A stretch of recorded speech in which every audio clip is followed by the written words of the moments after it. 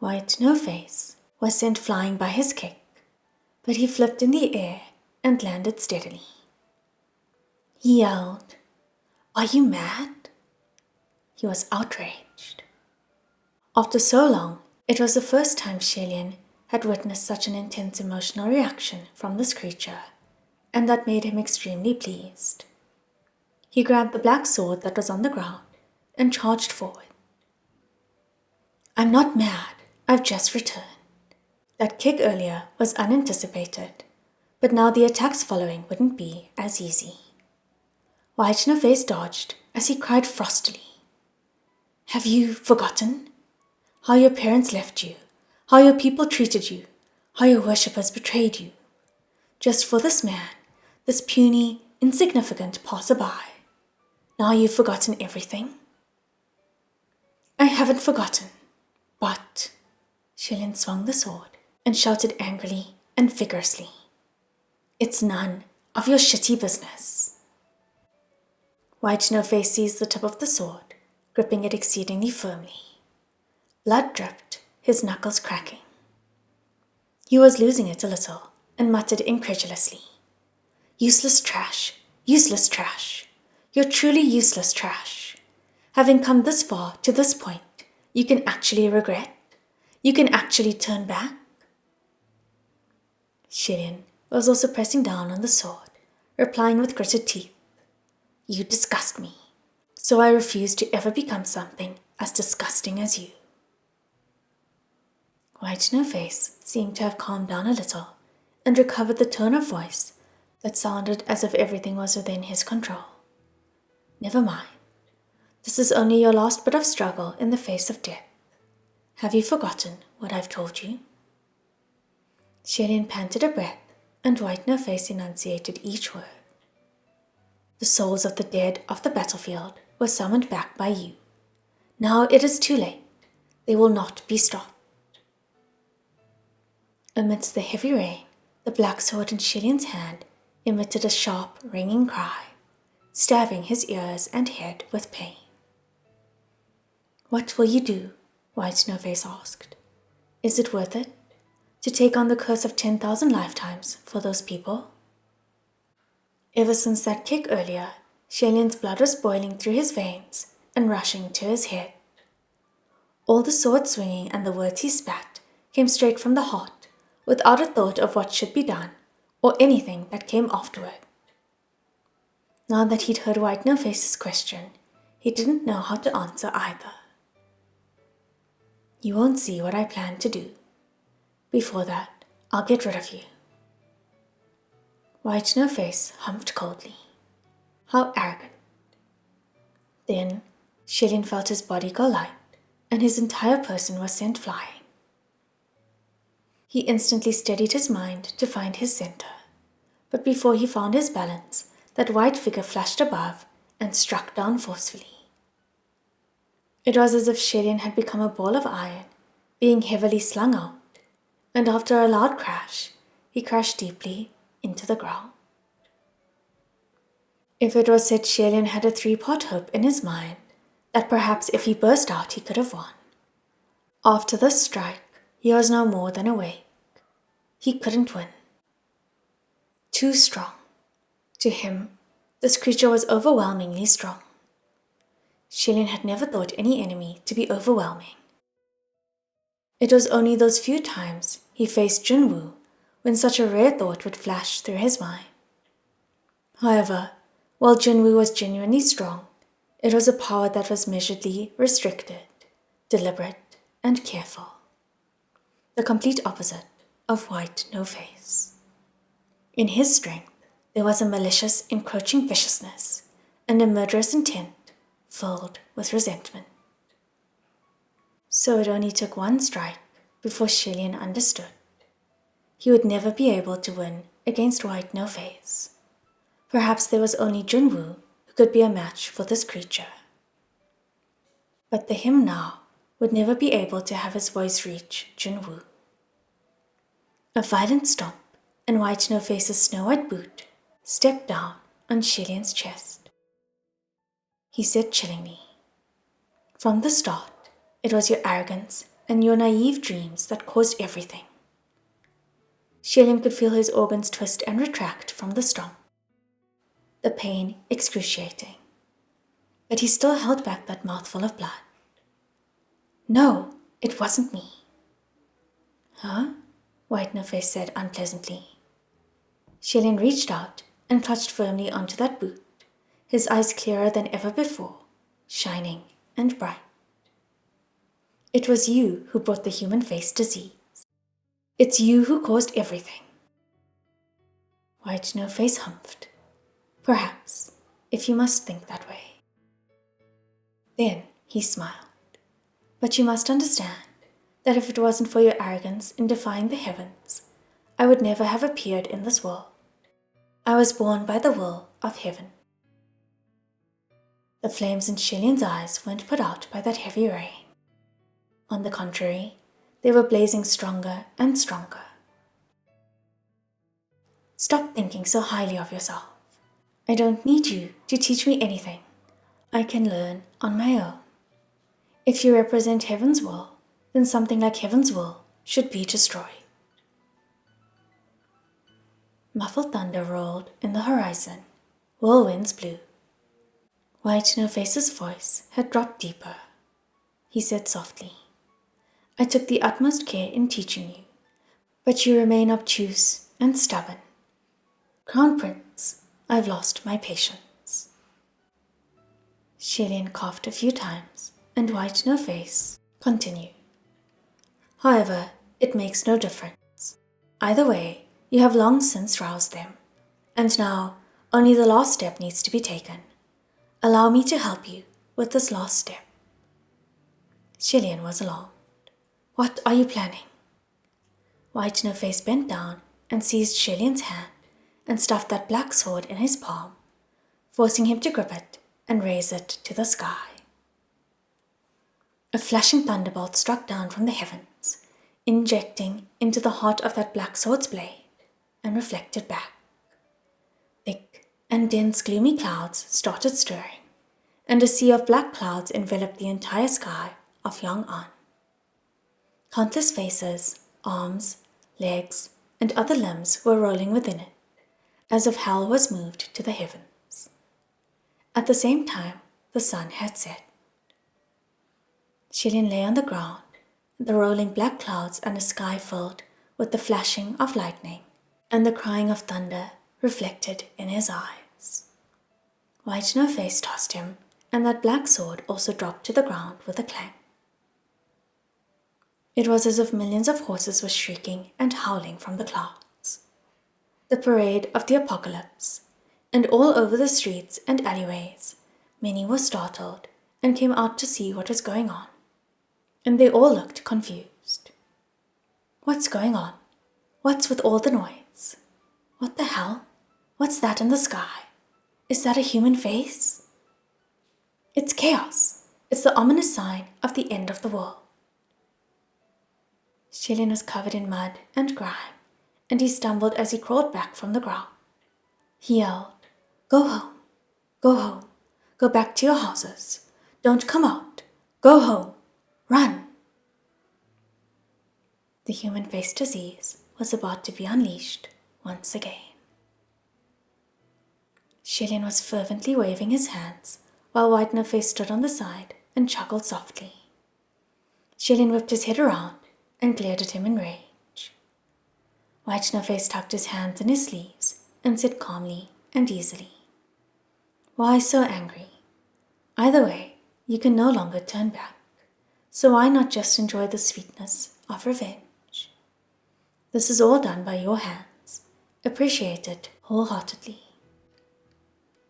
You really think I can't do anything about this? Shilin asked.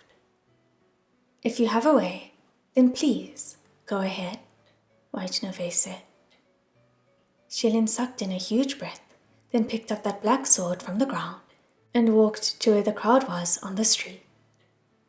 Everyone recognized him as the crown prince of the previous dynasty who lay on the street for 2 days. An unghost-like ghost, an ungodly god, an inhuman human, and they all backed away in trepidation. Shilian shouted. All of you, stop where you are.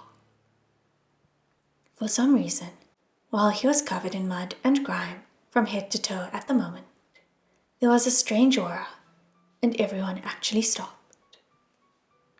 Do you see those things in the sky? Shilian asked. The crowd nodded unconsciously. Shilian continued. Those things are the resentful spirits that will trigger the human face disease. Very soon, the human face disease will erupt once again. The black sea of clouds was indeed terrifying, and without needing much more convincing, the crowd believed him, and everyone was horrified. The human face disease? Why has it come again? Could it really be? Some were at a complete loss. Some were turning around to flee, but the majority of them stood where they were in fidgety uneasiness, waiting for him to say more. However, Shilian had no more to say, and only gripped the sword in his hand and raised it forward. The moment he raised this chilling weapon, the crowd jumped and instantly backed away a few meters in fear. But Shilian shouted again, "Take this." The people gaped in fright. What? Under the rain, Shilian was holding that sword up, and he said darkly, "As long as you use the sword to pierce me, you won't be affected by the human face disease." White No Face's smile seemed to have faltered for a moment. A brief moment later, he spoke up with a relatively calm voice. "Crown Prince, have you gone mad?" The people were also bewildered. What are you saying? Is he crazy? Take the sword and stab him? For real? What is he planning? The crowd babbled and muttered, and a sudden burst of laughter came from White No Face. Have you lost your mind, or have you not had enough of the taste of being pierced by 100 swords? No, this time I'm afraid it'll have to be the penetration of 1,000,000 swords. Open your eyes and look at the sky. He suddenly stopped laughing, and he said, pointing to the sky, "The resentful spirits have enveloped all of Yong'an, which means if you want to save the common people, you will have to have all of Yong'an stab you, and you will become nothing but a puddle of flesh within a day. How is a foolish method like this any different from you trying to defy the heavens and create rain back then? Do you think you can save everyone?" Shilian had his back turned to him. "If a day isn't enough, then let it take a month. If a month won't do, then 2 months, 3 months. If I can't save 10,000, then I'll save 1,000. If I can't save 1,000, then I'll save 100.